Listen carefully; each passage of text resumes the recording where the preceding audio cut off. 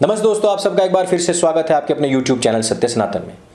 आज भारतवर्ष की जो हरी टिड्डी दल जो है, जो जालीदार टोपी छाप कौम है, ये कह रही है कि इस्लामिक देशों के अंदर भारत का आर्थिक बहिष्कार होना अत्यंत आवश्यक है। ये वही हरी टिड्डी दल है, ये वही जालीदार छाप कौम है जो आपके घरों में काम करने आती है, जो आपका फल सब्जी का काम करती है और आप अपनी गाढ़ी कमाई निकाल करके इनको देते हैं ताकि ये वे आगे आतंकवादियों को पोषित कर सकें और जो आतंकवादी कभी पकड़े भी गए, गिरफ्तार भी हुए, उनकी गर्दनें छुड़वा सकें।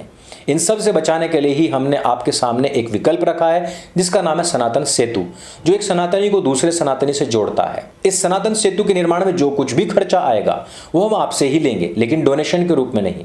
आपको सनातन हाट पर जाना होगा, वहां से आप अपने वैदिक धर्म ग्रंथ खरीद सकते हैं, इतिहास की पुस्तकें, पी एनोक साहब की पुस्तकें खरीद सकते हैं और यह मंदिर मॉडल भी वहां से खरीद सकते हैं। इसका दशांश जो बचेगा हम इसके निर्माण में लगाएंगे और इस कार्य को बड़ी ही पवित्रता के साथ और भव्यता के साथ में हमने करना है। आज का हमारा विषय इस हरी टिड्डी दल जो भारत के अंदर पनप रहा है, इसकी उस नफरत के विषय में करना है जिसके ऊपर कोई भी चर्चा नहीं करता है। भारतवर्ष में अगर हिंदू एक शब्द बोल दे तो उसकी चर्चा हर ओर होती है। आतंकवादियों के विषय में हर एक अंग्रेजी अखबार बड़े सोफिस्टिकेटेड तरीके से न्यूज छापता है। R&D टीवी जैसे जो पत्तलकार हैं लाइव टीवी पर बैठ करके आतंकवादियों को पोषित ही नहीं करते बल्कि सुरक्षित भी करते हैं। जब किसी ने कहा कि 95% आतंकवादी इस्लाम से निकले हैं, तो वहीं पर एकदम डिफेंसिव मोड में आकर के, सुरक्षात्मक मोड में आकर के एंकर जो है वो आतंकवादियों की तरफ से प्रवक्ता बनकर के कार्य करता है। आज एक बार फिर से गिल्ड वाइडर्स ने एक बयान जारी किया है और उन्होंने कहा है कि नुपुर शर्मा ने जो कुछ भी कहा है वो बिल्कुल ठीक कहा है और इस प्रकार के विचार रखने वाले लोगों को सुरक्षा मिलनी चाहिए। उन्होंने कहा है कि एक नरभक्षी विचारधारा है और इस विचारधारा के खिलाफ पूरे विश्व को खड़े होकर के लड़ना होगा, अन्यथा ये सब को लील जाएंगे।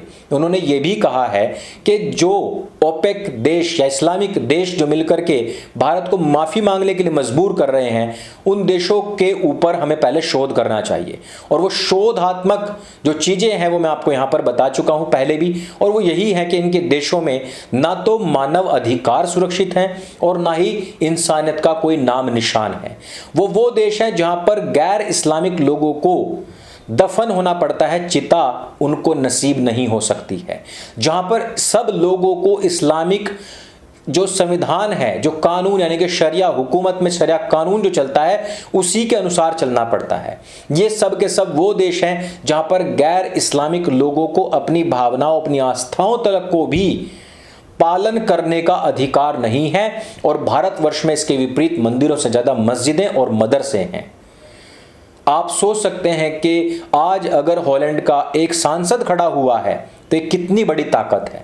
इससे पहले भी हमने एक विपक्षी सांसद के बारे में चर्चा की थी जिन्होंने कि इस्लामिक गिरोह के बीच में जाकर के स्वयं जाकर के ही इनकी किताबें हवा हवाई को जलाया था और उन्होंने कहा था कि यह पढ़ने और पढ़ाने योग्य पुस्तक नहीं बल्कि आग के हवाले करने योग्य पुस्तक है। आज है जुम्मा और आज के दिन पत्थरबाजी ना हो, आज के दिन इस प्रकार की हिंसात्मक घटनाएं ना हो, ऐसा नहीं हो सकता था। जुम्मा एक ऐसा दिन है जिस पर के सुन्नत है कि आप पत्थरबाजी करें शैतान के ऊपर।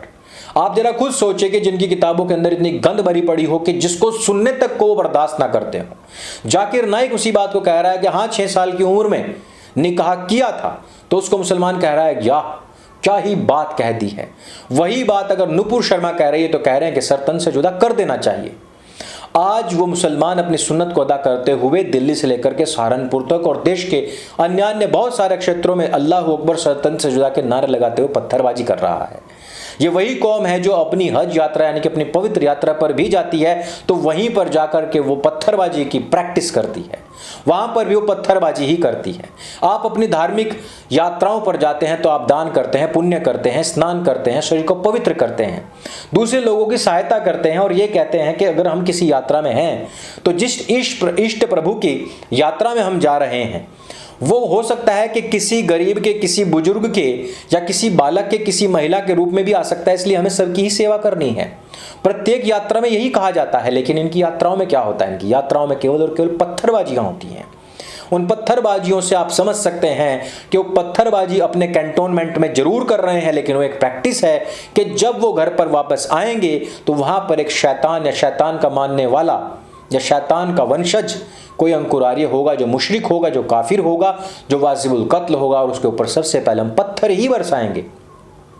ये वही पत्थर है जो सेना को लगता है, ये वही पत्थर है जो पुलिस को लगता है, ये वही पत्थर है जो आम नागरिक को लगता है, और ये वही पत्थर है जो हर एक गैर इस्लामिक व्यक्ति को और उसकी आस्था को लगता है।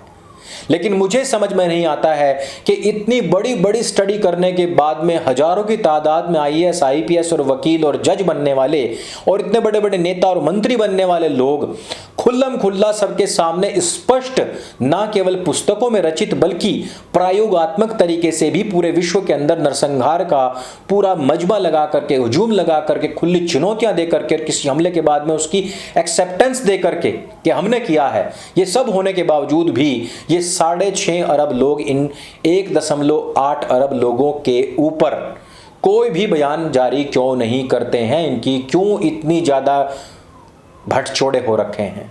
ये बात मुझे समझ में कभी नहीं आती। आज जुम्मा था तो एक और तरीके से भी विरोध प्रदर्शन करना बहुत जरूरी था। देखिए, महिला जो होती है, महिला को ये लोग कहते हैं औरत, और औरत का अर्थ होता है जो महिला का जननांग होता है वो।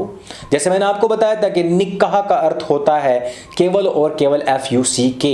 ठीक उसी प्रकार से औरत जो है उसका मतलब स्त्री या नारी या महिला नहीं होता है। औरत का अर्थ भी यही होता है जो मैंने आपको बता दिया है, यानी कि महिला का जननांग यानी कि योनि।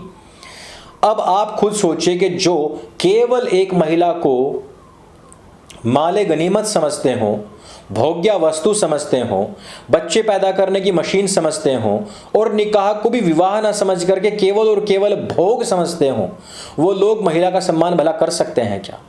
आज अगर एक बुर्के वाली 100 हिंदू लड़कों के बीच में आती है तो वो सुरक्षित वापस पहुंचती है, और किसी भी हिंदू लड़के ने उस महिला का कोई पुतला नहीं बनाया, ना उसका जलाया, ना उस पर कोई ऐसा अतिक्रमण या अत्याचार किया है। और अगर थोड़ी बात बहुत बोल भी दी होती तो ये सौरभ द्विवेदी वाला जो दल्लन टॉप है भैया, ये तो आंधी तूफान मचा देता है, और उसके जितने भी पत्तलकाराएं हैं या पत्तलकार हैं तो भैया हिंदुओं को गर्त में धकेल देते, जैसे कि हुआ भी था कर्नाटक के विषय में। लेकिन उसी कर्नाटक के अंदर नुपुर शर्मा का एक पुतला बनाया जाता है और उसको फांसी पर एक दरगाह के बराबर में टांग दिया जाता है रोड के ऊपर। क्या इसके बारे में आपका क्या मानना है और क्या कहना है मुझे नहीं पता, लेकिन ये दिल को एकदम दहला देने वाले और झकझोर देने वाली घटना है। जो लोग कह रहे हैं कि सर तन से जुदा, वो सर तन से जुदा कर देंगे। उनकी विचारधारा इसी प्रकार से आए दिन जो पत्थरबाजियां हो रही हैं, आए दिन जो हमले हो रहे हैं, आए दिन जो इस प्रकार के बयान और इस प्रकार के फतवे निकल रहे हैं, आए दिन जो ये गर्दनों पर पैसा रखा जा रहा है और ये जो पुतलों को इस प्रकार से वो दरगाहों के पास में टांगा जा रहा है, महिला होने के बावजूद में। एक महिला, एक सेक्युलर देश के अंदर एक महिला से ऊपर वो बात हो गई कि जो कि सच्ची है, और उसने कह दी बस इस वजह से क्योंकि वो एक काफिर थी, एक मुशरिक थी, क्योंकि वो एक गैर इस्लामिक महिला थी, लड़की है, केवल इसलिए। मैं बार बार कहना चाहता हूं कि जब आपकी किताबों में इतनी गंदगी है तो उखाड़ कर फेंक दिए उन पन्नों को और जला डालिए, कर दीजिए परिवर्तन उनमें, अन्यथा सच को बर्दाश्त करने की हिम्मत रखिए। अगर आप सच को बर्दाश्त नहीं कर सकते हैं तो छोड़ दीजिए ऐसे कल्ट को कि जिसमें सच ही इतना ज्यादा घिनौना है कि जो आपको एक्सेप्ट ही ना हो सकता हो। आज की ये जो घटनाएं हैं, ना केवल गीट वाइल्डर्स का जो बयान है उसके विषय में, हाँ मैं बता दूं कि गीट वाइल्डर्स एक ऐसे व्यक्ति हैं जिन्होंने इससे पहले भी एक फिल्म जिसका नाम है फितना वो बनाई थी, संसद के अंदर दिखाई थी, जिसके बाद में उसके ऊपर बैन भी लग गया था। उस साथ ही साथ उन्होंने कंपैरेटिव स्टडी को काफ़ी बढ़ावा दिया है। कंपैरेटिव स्टडी में उनका सानी नहीं है उनके क्षेत्र में कोई भी, और वो इस्लाम पर गहन अध्ययन और स्वाध्याय भी करते हैं और लोगों को जागरूक भी करते हैं।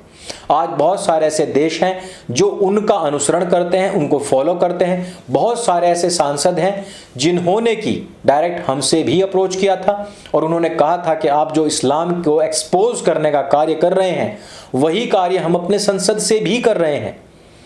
इस प्रकार की बहुत सारी ऐसी घटनाएं हुई हैं। इन सब विषयों पर आपको भी चर्चाएं करनी चाहिए। इस प्रकार का जो कंटेंट है खोज करके देखना चाहिए और लोगों के साथ में शेयर भी करना चाहिए। वैसे आज जुम्मा है तो यही सब गलत बातें हुई, ऐसा भी नहीं है। रतलाम के अंदर 18 मुसलमानों ने अपना कल्ट छोड़ भी दिया है। जो मैं कह रहा था ना कि इसमें इतनी गंदगी है तो उसको छोड़ भी सकते हैं, तो रतलाम के अंदर 18 लोगों ने अपने कल्ट को छोड़ा भी है, घर वापसी की है, शुद्धिकरण कराया है और इस प्रकार के जो कार्य हैं बड़ी तीव्रता के साथ में चल भी रहे हैं। इस्लाम को छोड़ करके या तो एथिस्ट बनना या फिर सनातन में घर वापसी करना, यह भी एक ट्रेंड बन चुका है केवल इनकी इन हिंसात्मक वजहों से ही। नुपुर शर्मा के साथ में आप हैं अथवा नहीं, उनके बयान से आप सहमत हैं अथवा नहीं, इन घटनाओं से आपको क्या संकेत मिलता है, आपको क्या सीखने को मिलता है और इस प्रकार की घटनाओं से आपके अंदर क्या भावना आती है, ये भी हमें जरूर बताइएगा। सनातन हाट पर आपका स्वागत है, हम आपकी प्रतीक्षा करेंगे। मेरे संग बोले सत्य सनातन वैदिक धर्म की जय। जय हिंद, वंदे मातरम।